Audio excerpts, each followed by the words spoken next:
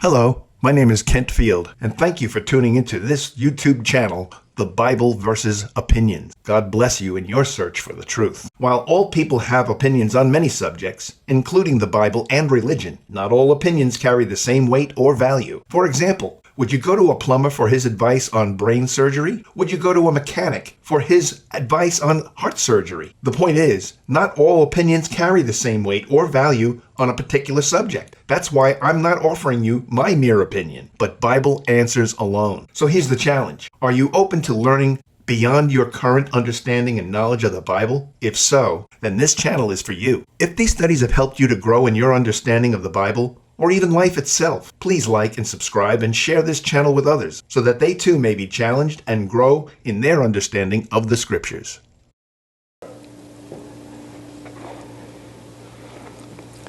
In Acts chapter 12 and verse 12,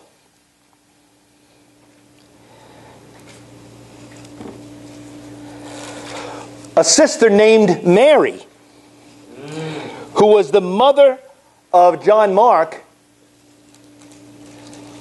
Mary was a very common name in the first century. Yes. There were many Marys in the New Testament. She hosted members of the church in her home. Isn't that what it says? What does it say? Brian, read it out loud. Verse 12. Yep. And when he realized this, he went to the house of Mary, the mother of John, who was also called Mark, where many were gathered together and were praying. Where, in the house of who? Mary. Mary. And they were gathered or assembled in her house. In Colossians chapter 4, real quick, we're just going to rip through these. Colossians 4, because I'm not going to be here for the next 2 weeks. Colossians chapter 4, verse 15.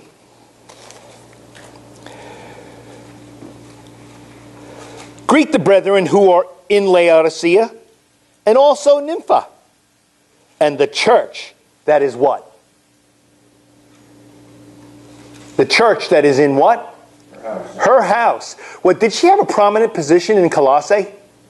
At least as a host to the church that met in her house?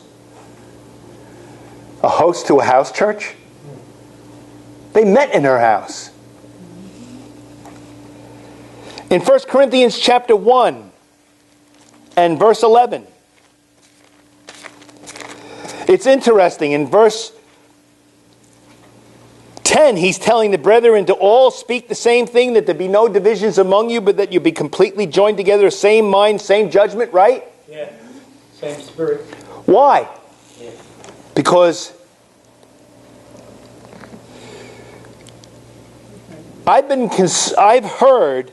informed concerning you, my brethren, by Chloe's people. Chloe's a woman.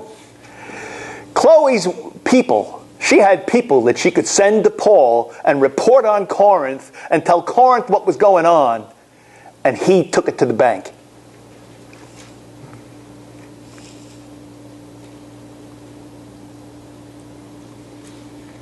That there are quarrels among you. Now this is what I'm talking about. And then he goes into the details with names of what was going on that was reported to him by who? People that Chloe sent. Chloe sent those people. She had some kind of position there. I'm not talking about as an elder, but she had a position of respect, prominence, responsibility. Yeah. Leading woman. A leading woman. She was. There's no doubt about it. She was a leading woman in that church. In Romans chapter 16, I hope you're seeing a pattern here that is starting to form. Remember that I went over that already, that Priscilla and Aquila, my fellow workers in Christ Jesus, they risked their lives, their own necks, right?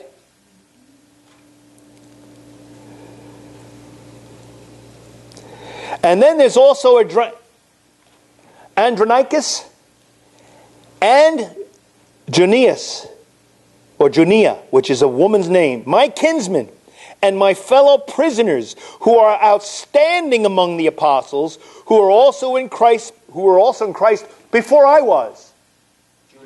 Junior. Female. Yeah. It says in the Mark. Right. It's a female. It's talking about a woman. Outstanding among the apostles, who were also in Christ before me. Philemon. You know, we always say that this book Philemon was written to Philemon. That makes sense, right? Right? That makes sense, right?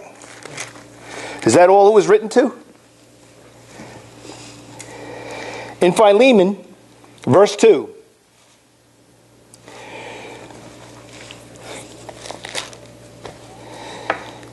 It says, and to Apphia, our sister, and to Archippus, our fellow soldier, and to the church in your house, grace and peace to you. So he not only wrote to Philemon, verse 1, and to Apphia, that's a woman's name again, our sister, in case there was any doubt that that's a woman's name. Okay? And again, this whole letter was written to her, not as some second-class citizen, but right up there with Philemon. She was a receiver of this letter. And these women sent letters to Paul, didn't they? Like Chloe.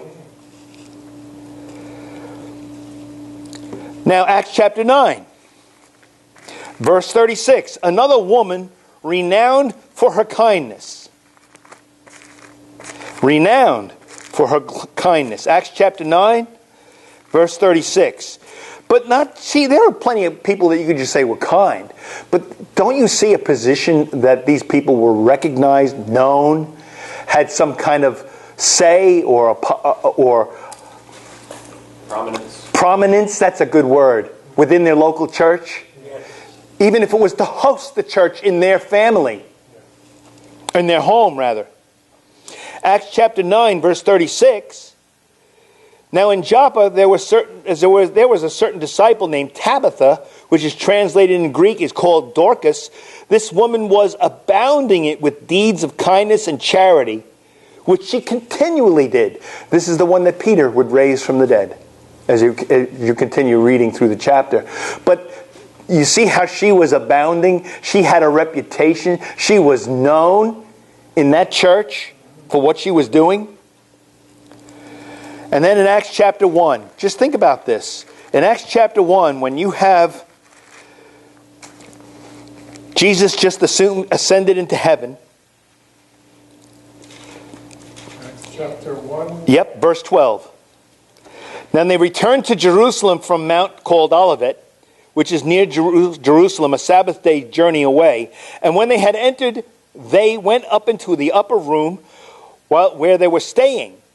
That is, Peter and John and James and Andrew and Philip and Thomas and Bartholomew and Matthew and James, the son of Alphaeus.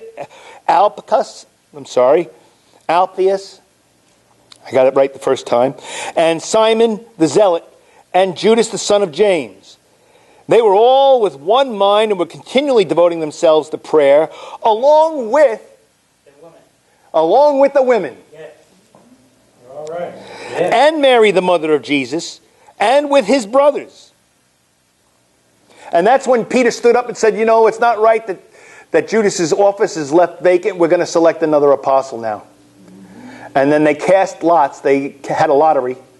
And the lots fell to Matthias.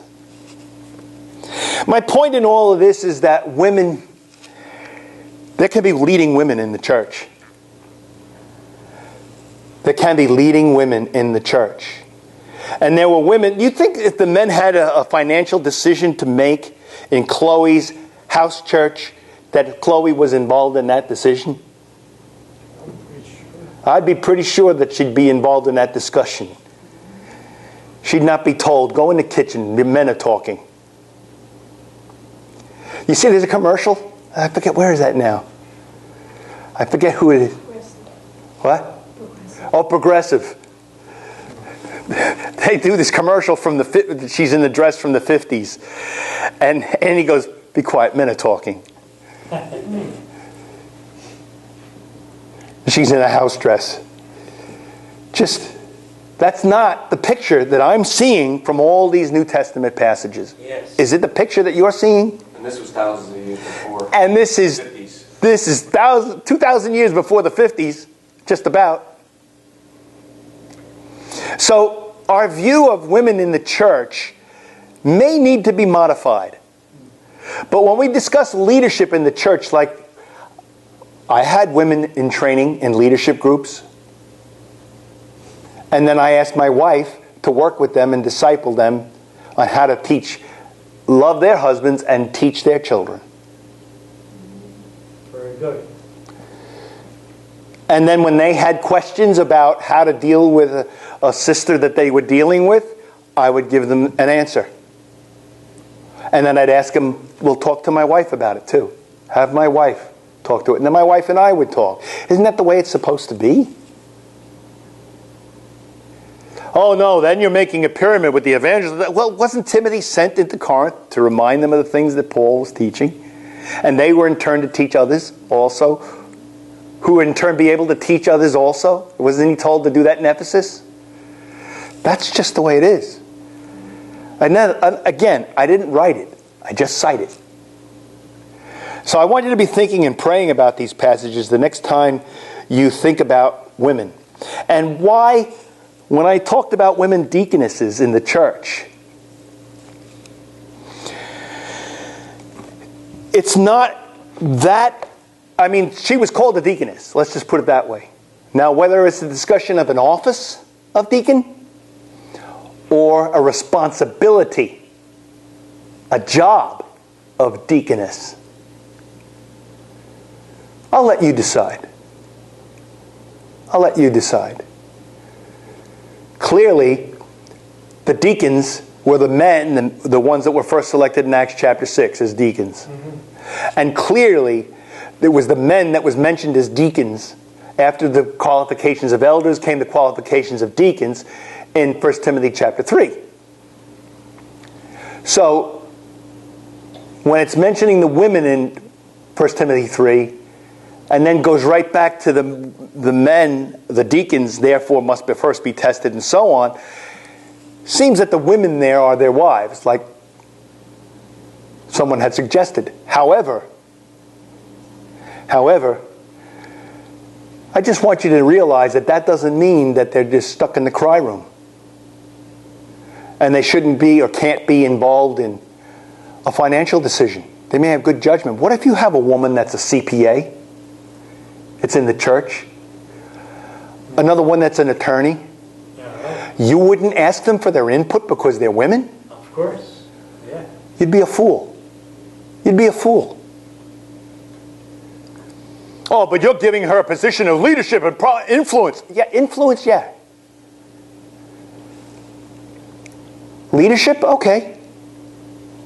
Office? No, not necessarily. Right? So just think about that as you go on with your study of leadership in the church.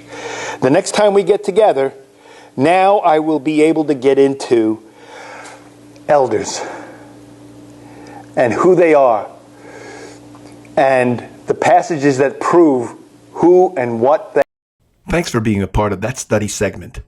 I promise you that, Lord willing, there's more to come. With the understanding that the mind can only absorb what the seat can endure, many of these studies have been broken up into a series of bite-sized segments. So be sure to look for the next segment in each Bible study subject, so you won't miss out on any important information. Please like and subscribe if you feel that this lesson's helped you, and God bless you in your search for truth.